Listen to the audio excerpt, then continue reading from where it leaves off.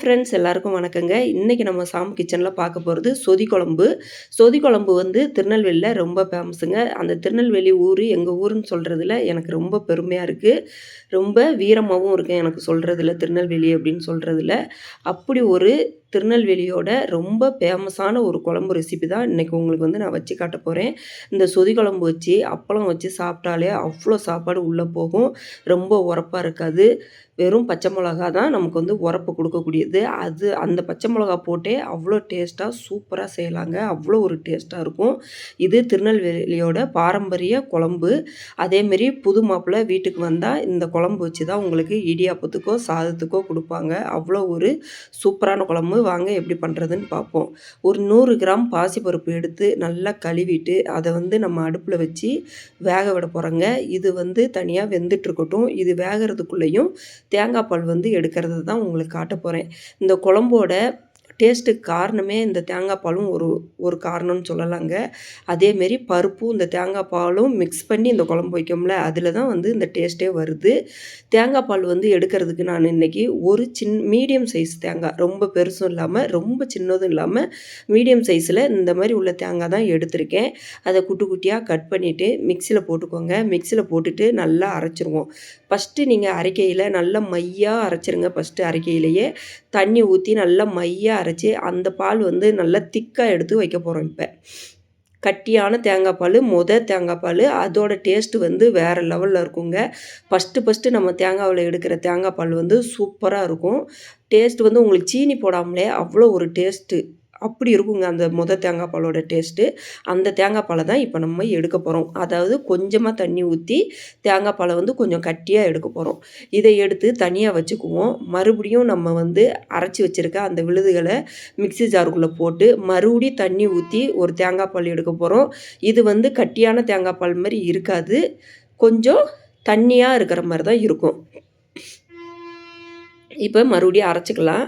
அரைச்சிட்டு தண்ணியான தேங்காய் பாலை இப்போ எடுத்துக்குவோம். இதில் வந்து நீங்கள் கொஞ்சம் தண்ணி எக்ஸ்ட்ரா கூட கலந்துக்கலாம், தப்பு இல்லை. நீங்கள் தேங்காய் பால் மட்டும் ஊற்றி கட்டியாக வைக்க போகிறீங்கன்னா குழம்ப வந்து கட்டியாக வச்சுக்கலாங்க. இல்லைன்னா கொஞ்சம் தண்ணியாக வைக்க போகிறீங்கன்னா 2வது தேங்காய் பாலும் ஊற்றிக்கோங்க.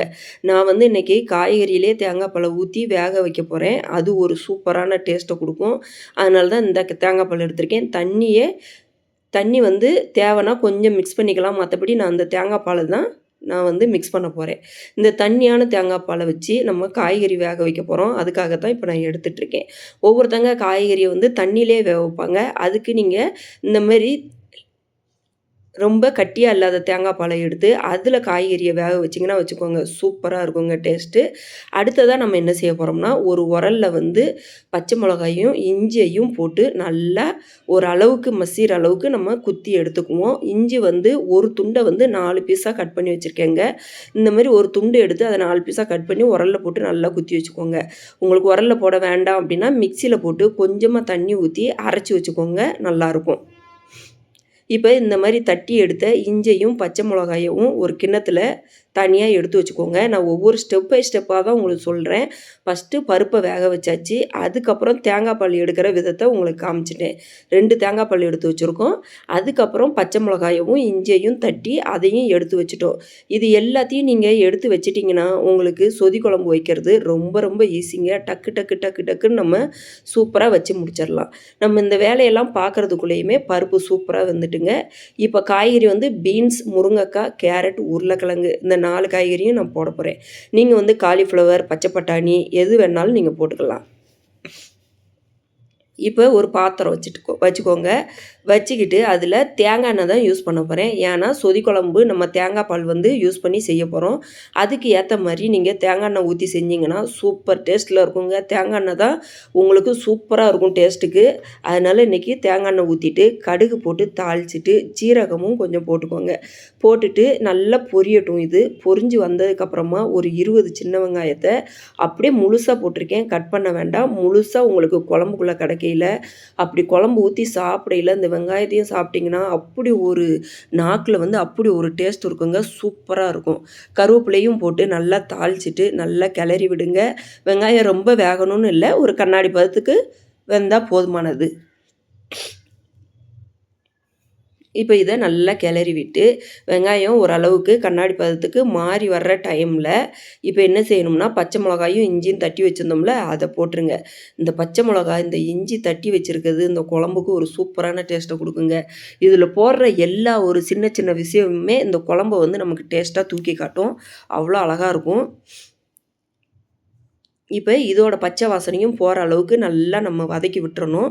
வதக்கி விட்டதுக்கப்புறமா நம்ம என்ன செய்ய போகிறோம்னா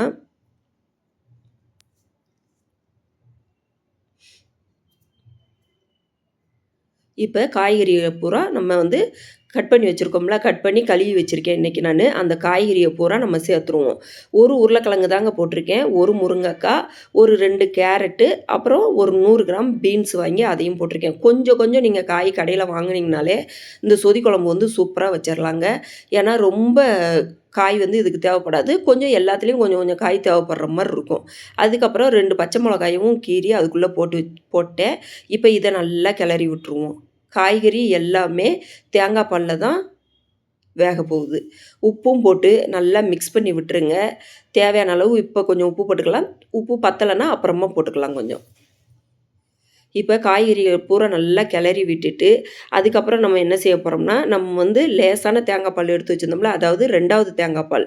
ஃபஸ்ட்டு தேங்காய் பாலை லாஸ்ட்டாக தான் ஊற்றுவோம். 2வது தேங்காய் பால் எடுத்து வச்சுருந்தோம்ல தண்ணியாக, அந்த தேங்காய் பாலை வந்து ஊற்றி நல்லா நம்ம இப்போ கிளறி விட்டுருவோம். கிளறி விட்டுட்டு ஒரு மூடி வச்சு ஒரு 5 நிமிஷத்துக்கு வேக விட்டுட்டிங்கன்னா உங்களுக்கு வந்து சூப்பராக காய்கறி எல்லாம் வெந்து வந்துடும்.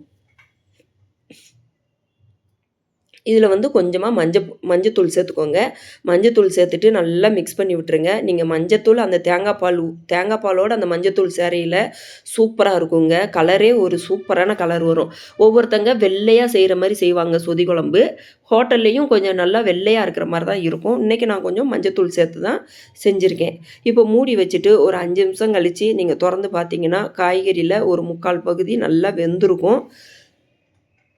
இப்போ இதில் வந்து ஒரு 2 பல்லு பூண்டை தட்டி அதையும் போட்டுக்கோங்க. அந்த பூண்டோட டேஸ்ட்டு லைட்டாக கிடைக்கும் பார்த்துக்கோங்க. நல்லா கல்லில் தட்டி போடுங்க, சூப்பராக இருக்கும். தட்டி போட்டுட்டு மறுபடியும் ஒரு 2 நிமிஷத்துக்கு மூடி வச்சுட்டு இந்த பாருங்கள் கொதிச்சு வந்திருக்கு, சூப்பராக ரெடி ஆகிட்டு பாருங்கள். இப்போ நம்ம இதில் வேக வச்ச பருப்பை ஊற்றிடலாம். பாசிப்பருப்பு தான் அந்த குழம்புக்கு வந்து போடுவாங்க, துவரம் பருப்பு போட மாட்டாங்க. பாசிப்பருப்புலேயே தேங்காய் பால்லையும் செய்கிறது தான் இந்த சொதி குழம்பு, சூப்பராக இருக்கும். இப்போ பருப்பை ஊற்றுனதுக்கப்புறம் நல்லா மிக்ஸ் பண்ணி விட்டுருவோம். எவ்வளோ கட்டியாக இருக்குது பாருங்கள். இந்தமாரி கட்டியாக நீங்கள் ஊற்றி சாப்பிட்னாலும் சாப்பிட்டுக்கலாம். நம்ம மறுபடியும் தேங்காய் பால் ஊற்றையில் குழம்பு வந்து கொஞ்சம் தண்ணியாகவும் அதுவும் சூப்பராக இருக்குங்க. அதுவும் சூப்பராக இருக்கும். தண்ணியாக இருக்கிறதும் சூப்பராக இருக்கும், கட்டியாக இருக்கிறதும் சூப்பராக இருக்கும். இப்போ நம்ம உப்பு கொஞ்சம் இருக்கான்னு சொல்லி செக் பண்ணிடுவோம்.